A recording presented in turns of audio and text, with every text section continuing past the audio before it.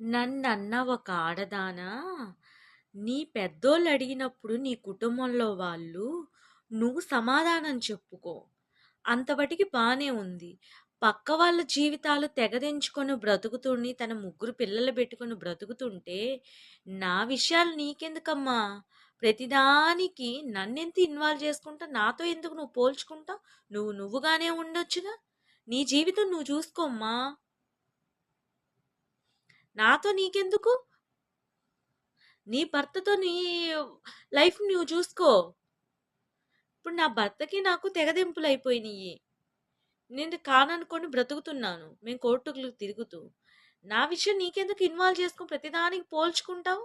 ప్రతిదానికి కంపేర్ చేసుకొని మెంటల్ మొహం దాన. నీది నువ్వు ఏడువు, పక్కోళ్ళ జీవితాలు ఏడవబాకు కంపారిజన్ చేసుకొని. నా సొమ్ముతో నీకెందుకు?